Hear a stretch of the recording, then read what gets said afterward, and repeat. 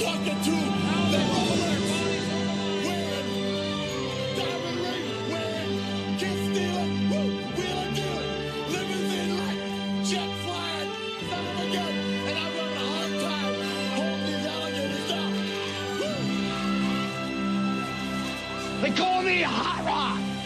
Everybody knows it. I don't have to say what I am, because I've done it. That's the difference between you and me. You talk about it, I do it. You will know that your ass is mine, and that's the bottom line. Just go, get some.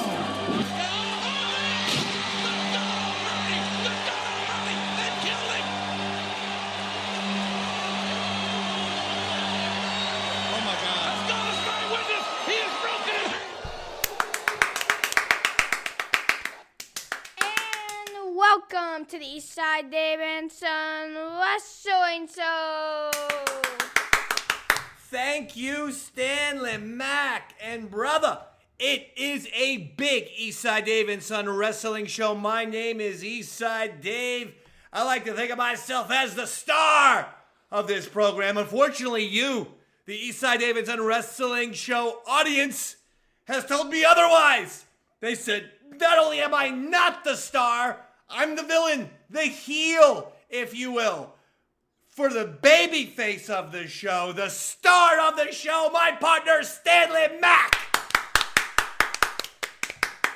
And also, by the way, Daddy, you just recorded an episode of Yaddle Chattel. Just wanted to mention that. Well, thank you for plugging my show, Yaddle Chattel. Yes, like the Marvel Universe and like the Star Wars universe, everything crossing over, everything connecting.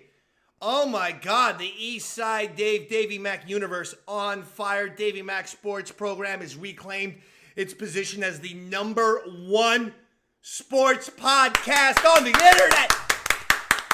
Yaddle Chattel has now gotten, we were only 9 episodes in, and Yaddle Chattel has been brought up and cited by 2 separate independent Star Wars things, media websites and whatnot that have given credit to Yaddle Chattel. They call Yaddle Chattel best new Star Wars podcast in the galaxy. The Eastside Dave and Son Wrestling Show, which has been in existence for the last 7 years, recently picked up by Beasley Media and is nationally syndicated on Beasley Media networks and radio stations across America. B-Pod Studios online, but also they're playing this show. And you know that we're being played on the Beasley radio station in Detroit, the Beasley station in Vegas, the Beasley station in Philly. They're actually playing this as a specialty show on the weekends on radio. You're on radio, my friend. You're on FM radio. How about that? That's awesome. Yeah, that's awesome. Beasley Media, thank you. So listen, we could we could pat ourselves on the back forever, but everything is just insanely successful right now. I mean, listen, let's be honest. It's Davey Mac, the man of gold. Box office gold, baby. They call me Bog. Box office gold. Anyway, we have a big episode we cannot wait. We must get right into, as we have discussed before. This is a wrestling show. So we discuss AEW, WWE, and of course, my participation in IWF, that's the Independent Wrestling Federation located in North New Jersey. I don't want to discuss my record, 0-12 career, but we will be discussing IWF at certain points. But between AEW and WWE, Stanley Mac, holy cow. So we had the big Double or Nothing in AEW last Sunday, the day before Memorial Day, and then this Sunday, we've got WWE Hell in a Cell, all kinds of things taking place. Let's hit the AEW first. We're going to concentrate on the 2 biggest stories. CM Punk defeating Hangman Page for the AEW World Championship. Stanley, did you like this? What did you think about this? Thoughts and opinions from Stanley Mac, the babyface of the program. I thought he'll be a great champion, obviously. You did. You agree with Punk being made world champ? Yeah. Has Punk been over for you so far in AEW? Yes.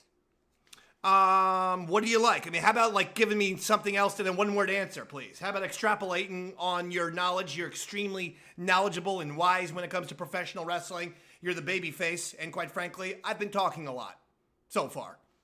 So take it over is what I'm saying. Grab the mic. Let's go. I mean, I thought we were more going to discuss the fact that Punk will be not vacating it. He temporarily won't be the champ, right? Well, we will discuss that. Yeah, no, okay. If you want to go right into that, then let's do it. Punk wins the championship on Sunday, and then on Wednesday, on AEW Dynamite, Punk. He had a match. He had a match with FTR on Dynamite, a trios match, if you will, 3-on-3. And I guess it was in that match that he must have gotten hurt, because on this past Friday on Rampage, which was live, by the way. It was not a taped, after Dynamite Wednesday, Rampage that they put on Friday. This was a live broadcast of Rampage. Punk came out and informed everyone he is hurt. He is going to need surgery. He will not be giving up the championship, but they will be having some sort of, a tournament, if you will, I suppose you could call it that, for an interim AEW World Championship. Jon Moxley is the number one contender, will take on the winner of a battle royal for the AEW Interim World Championship. Thoughts and opinions about that? What do you think about Punk on the shelf? I don't know about, like is an interim world champion really that special? That's a good point.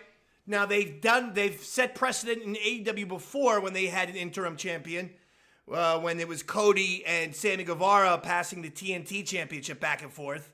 And then they had an interim champ there. It was Sammy who was the interim champ, I think, wasn't it? In any event, I know what you're saying. Say if Moxley wins the world championship, and they're calling him the AEW interim world champion, that doesn't sound so great. However, I think you could get away with it if you just say, listen, once that person wins the championship, drop the word interim and just tell the fans, as soon as Punk comes back, Punk versus that guy. Nice and simple. Yeah, and then all what happens is Moxley is saying, I won the match, I should be the champion. And then Punk, when he comes back, he'll find Moxley or something like that. All right. No, I like that. The other big story from AEW, from Double or Nothing, Wardlow defeated MJF.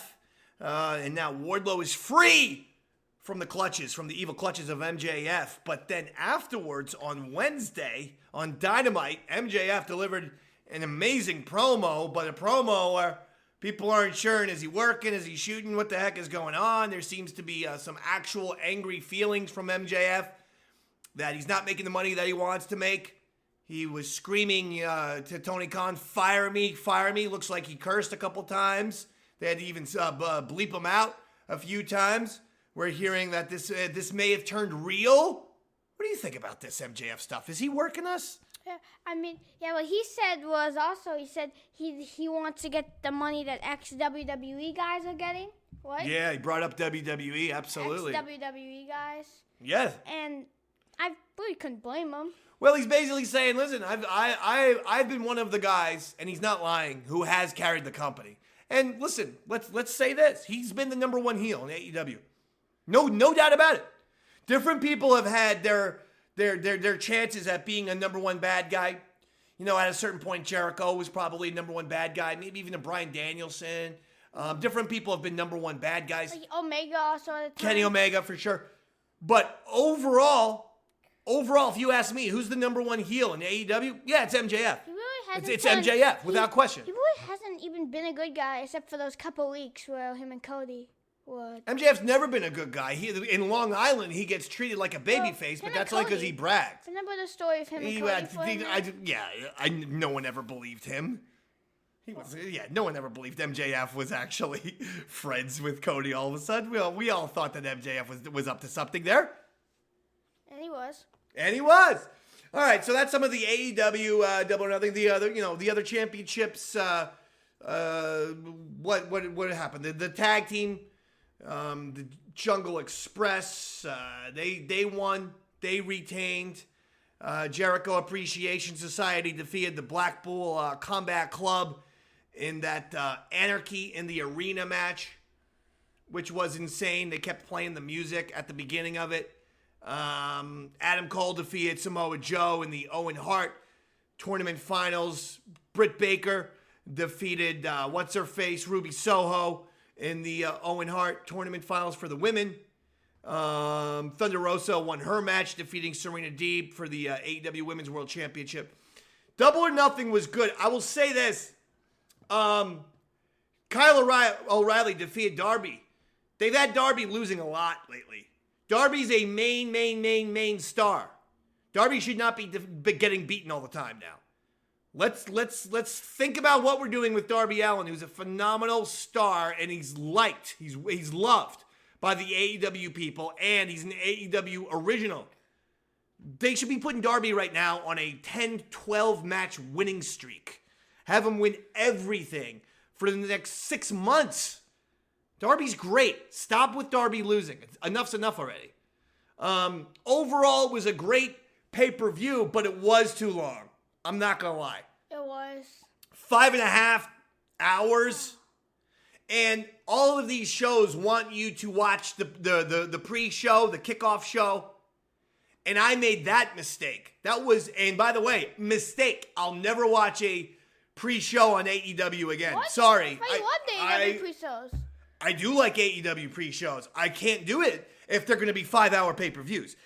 I started watching at 7 p.m. The show didn't go... No, 12? The show didn't end until 1 in the morning. It was a 6-hour event I sat there for. Because I started watching the kickoff show. No, it was too much. Too much. And it's for $50.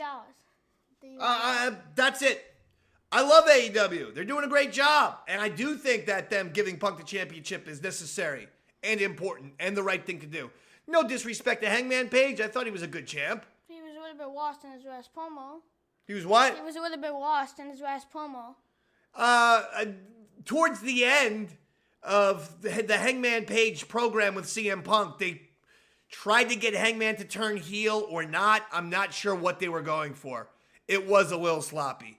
I believe they were going for Hangman turning heel, but then they just didn't have enough conviction to turn him heel, so they kind of, And I'm not a big fan of the move, and this happened. It very reminiscent of when John Cena was given the chair by Bray Wyatt in WrestleMania, and Bray Wyatt wanted John Cena to hit him, turn evil, hit me. They did the same thing with Hangman Page. He grabbed the chair, he was going to hit Punk, and should I hit him? No, I'm not going to hit him. I'll be a good guy. We didn't, we saw that with Cena and Wyatt years ago, and it was a little bit overdramatic then, and it was overdramatic this time as well. And now we're seeing it, again, like we've seen it before. So didn't love that, but I do love Punk. I hope Hangman Page comes back. Hey, I can see Hangman Page winning that championship again. So there you go. That was Double or Nothing. Now, go ahead. Before we get into Hell in a Cell card, since they're definitely not going to be in the card, Naomi and Sasha Banks. Naomi and Sasha Banks. Break down the story. Well, Naomi and Sasha Banks walked off of Monday Night Raw when they were supposed to be a part of a six-pack challenge. And they walked off. They weren't happy with how they were being presented. They're the tag team champs, and they said, screw it. We out. And now that's definitely real. That's real. And, I'm going to say this. WWE does have an issue, and their issue is that their roster is too light these days.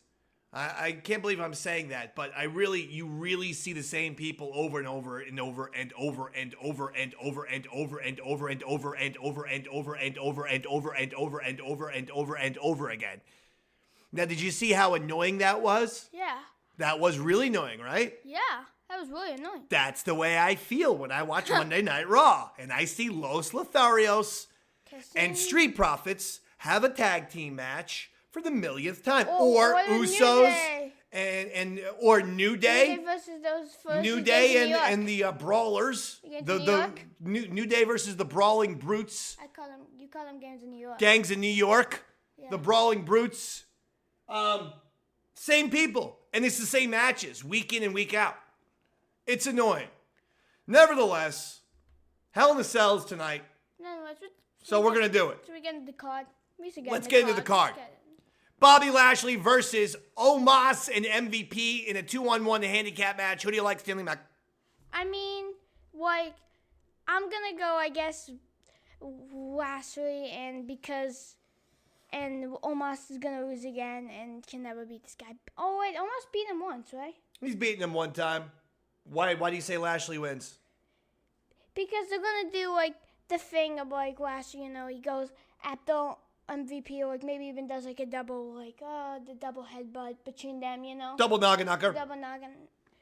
Noggin knocker. That's what they call that? A double noggin knocker. I didn't know that. Oh, yeah. And he does that and then hits like a spear and wins, All right. I disagree with you. Omos and MVP are going to win this match because this is one of the programs I'm talking about where we've now seen these two feuding since WrestleMania. Well, before WrestleMania, and it wasn't good then. But because the WWE roster is so light, they have to keep giving us this program, this rivalry, this match that no one cares about at all. And I think that Omos and MVP will find a way to beat Bobby Lashley. Because if Omos, who's a 7-foot giant, can't beat Bobby Lashley with another guy who was a professional wrestler, an Intercontinental Champion, a Tag Team Champion, an MVP. If Omos can't then defeat Bobby Lashley, Omos should literally retire. Like he should just get out of the WWE to say, you know what, this isn't for me. Because not only can I not beat Bobby Lashley, even when I get the help of a former Intercontinental Tag Team Champion, I still can't beat him. And I'm a giant. So if Omos can't win, retire. Seriously. Next one. Stanley Mac. This has got kickoff show written all over it. Madcap Moss versus Happy Corbin in a no-holds-barred match. They're going to put that at the Celll. All right, says you. Let's go. What's your prediction? I miss the old Madcap Moss. You like him when he was funny and laughing, having a good time, the suspenders? Yeah. However, Madcap, let's face it, Madcap Moss has no chance of losing this match. You think Madcap loses this? Wins this? Wins. Yeah, wins. Well, I'll tell you what, you are very much incorrect. Happy Corbin will win. Madcap Moss has been defeating Happy Corbin every single time. Eventually, Happy Corbin needs a victory over Madcap. Tonight's the night. Next one. Theory, and you know what? I'm not just going to call him Theory. I'm calling him Austin Theory. Pre-show match. We're not just calling someone Theory. Okay? Give him his first name back. It's really, really stupid to call someone Theory. It doesn't sound cool in any single way. You know what it sounds like? Test. Remember what happened to Test? He stunk. He was boring. Outside of one storyline with Stephanie McMahon and really Stephanie and Triple H upstage Test, outside of that, Test was Dullsville. I honestly believed it came down to the name Test. It was boring name that no one wanted to hear. And they've done it again with Theory. No, his name is Austin Theory, and he takes on Mustafa Ali for the WWE United States Championship. Who wins the match? You know what? By the way, you said the last match was pre-show. I think that's going to be that's going to be on the regular show, and this is a pre-show match. You're saying Austin Theory and Ali is the pre-show match. Okay, yeah. Who wins? I have Theory still the champion. I'm going to say Austin Theory retains the championship. Austin Theory wins this match over Mustafa Ali. And it's a match that during this match, this is probably when I'll be making myself an ice cream sundae. Okay? I think this is the pre-show match. All right. Next one. Now here's oddly a match that I'm looking forward to. And yes, I say oddly. Ezekiel versus Kevin Owens. Straight up singles match. Of course, everyone knows Ezekiel. He is Elias's younger brother. Kevin seems to think that Ezekiel is lying and that Ezekiel is actually Elias. Pretty crazy. What kind of Twin Peaks insane psychedelic stuff do we have here? Kevin thinks Ezekiel's Elias. Ezekiel says he's not Elias, that Elias is his older brother. Everyone's confused. What the heck is happening? Stanley Mac. I have some. This is gonna be really strange, and you know what they sort of, and we're gonna bring back two Undertakers again, essentially. What they do is, well, when Ezekiel is down, we hear, "Hello, I am Elias," and Elias comes. So the point is that they're just sort of messing with Kevin Owens. Yes. You know? Or somehow Elias comes. I don't. I have how the WWE can get out of this. WWE, this is why you should hire the Dave Man. All I want is $15 million a year and the ability to work from home. But if you meet my demands, you'll be getting a creative genius, the likes of which you've never known.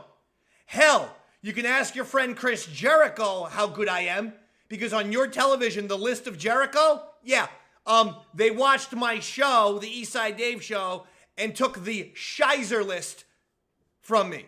That's what the list of Jericho was. It was the Shizer list. It was an invention that I created. It was the exact same thing. They're watching my shows. The Firefly Funhouse, yeah, it's pretty much the Eastside Dave Show. Puppets, darkness, and evil. Yep. Let's see here. I mean, let's be honest. And this is, so you guys don't have to steal from me. Why not just pay me to give you ideas like this one? You know how this could end? How? Johnny Knoxville. We find out who are best friends. Kevin Owens and Sami Zayn. They have been for years. Who had a prank war against Johnny Knoxville? Sami Zayn, that resulted in a surprisingly fantastic gimmick match at WrestleMania. Sami Zayn, who recently got back together with Kevin Owens and they're best friends. Once again, Sami Zayn and KO. We could find out that Johnny Knoxville is behind all of this. That he got Elias to shave his beard, give himself a haircut, get a new gimmick, and say, go pretend that you're Ezekiel and I'm going to mess with Kevin and Sami. And they could and they could show this big surprise at SummerSlam that Johnny Knoxville was behind the whole thing. And then we're not talking about some sort of weird, bizarre dimension WWE universe where is this guy Ezekiel Elias or is he Elias' younger brother or what the hell's happening? How come certain WWE stars are saying it's Ezekiel, but then Kevin Owens thinks it's Elias? Everyone's confused. It's like Twin Peaks over here. I don't know what the hell's happening. It's like multiplicity over here. I don't know what's going on. It's like Attack of the Clones over here. I don't know what's happening. It's like... Anyway, the point is this. Johnny Knoxville says, it was all me! He's Elias the whole time, you stupid idiot! See? That's not a bad way to end the story. That's not a bad idea. Tell me that's not a bad ending. That's not bad. Tell me that's not a bad ending of the story. That's not bad. Tell me that's not a bad ending of the story. That's not bad. Tell me that isn't bad. That's not bad. That's my point. Did I even give a prediction? Ezekiel wins. He beats KO. Who's your prediction in this match? I have Ezekiel. Yep. All right, so we both like Ezekiel.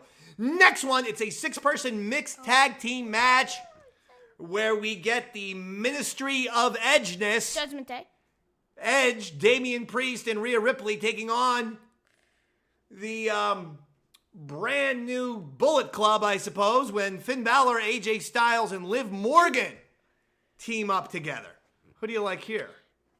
And here's what's going to happen. This is one of the matches that I have something to say about, okay? All right. So, what's going to happen is, Judgment Day is going to be, Judgment Day is the actual name of the group. I was joking, but it reminds me when Edge was in the Ministry of Darkness with The Undertaker, so I call him the Ministry of Edgeness. Go ahead. Sorry, Stan.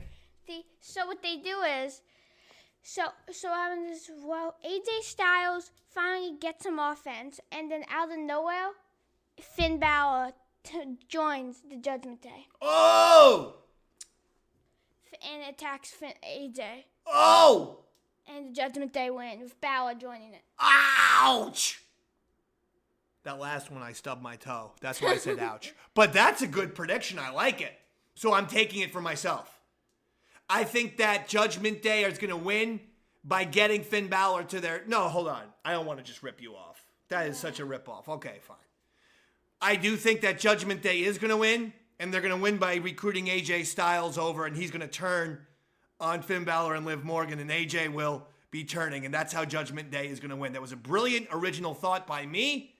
Give myself 5 points, -4 for you. And then now I get -10, and now I get +10. Exactly. I get +10 now. And +40 for me. Next one, 2 matches left. This is for the WWE Raw Women's Championship as your Raw Women's Champion Bianca Belair takes on Asuka and Becky Lynch in this triple threat. Who do you like? Oh, it's tough. The wall. You're darn tootin', it's tough. You know, I think it's tough to go against Bianca still. I think that this could be the night where she loses. But I think Bianca, yeah, she's going to win. Bianca Belair going to take it. Yeah. They could go to Asuka. I don't think they'll go to Becky.